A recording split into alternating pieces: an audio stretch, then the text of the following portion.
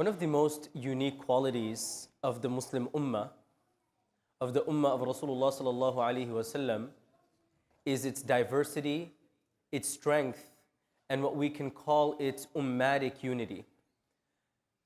The Muslim world is very large. You have Muslims in West Africa, you have Muslims in Central Asia, in India, in Egypt, in Hijaz, and very large parts of the Muslim world. And what's so beautiful is, if anything happens in any part of the Muslim world, automatically Muslims have this sense of either happiness or grief. We hear that a young child in Uzbekistan accomplished something great. All of a sudden, my heart is filled with joy.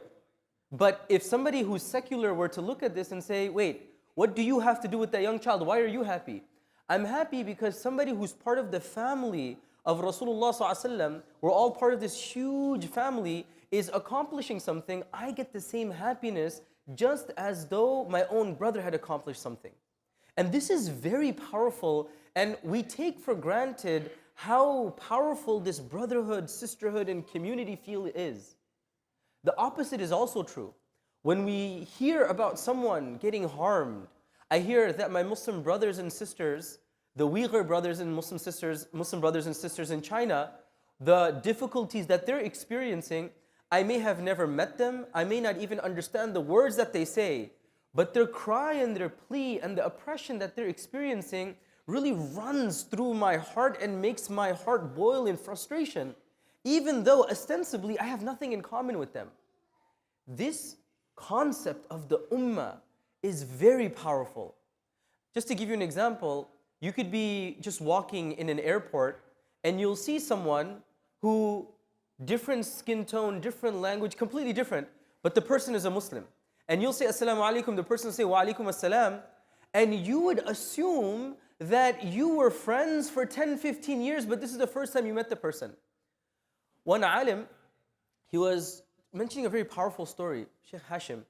He was saying that when he was in Morocco, that time he hadn't accepted Islam yet. He was still accepted. This was in the 60s and the 70s. Now, mashallah, he's a big scholar, very accomplished alim.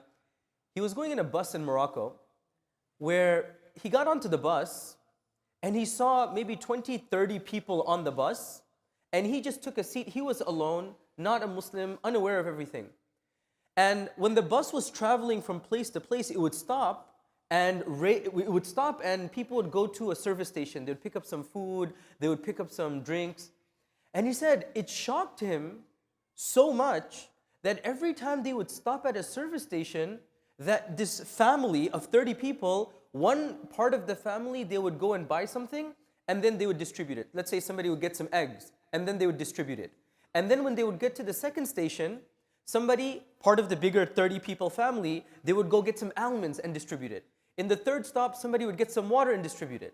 Eventually, they get to the final destination, and he says that when we got to the final destination, in my utter surprise, these 30 people who I thought was one huge family of cousins and uncles and relatives, it turns out none of them were related. Each person took a different route, they took their own cars and they left. And he said the whole ride, in my mind, I assumed this was one huge family, because how could someone be so generous with one another unless they were family? And he said it was at that time I realized what Ummah meant, that related or unrelated, when we say La ilaha illallah, we have a bond and we have a family tie that's stronger than biology. So let's remember this and appreciate the concept of an ummah and how that impacts my participation in this ummah and the responsibilities that it comes with. May Allah subhanahu wa ta'ala unite our hearts. May Allah subhanahu wa ta'ala have appreciation of each other's works, and may we never forget the hardships that our brothers and sisters are going through regardless of where they are, and may we be happy with their accomplishments regardless of where they are. Ameen ya Rabbil Alameen. Jazakumullah khairan. Assalamu alaikum.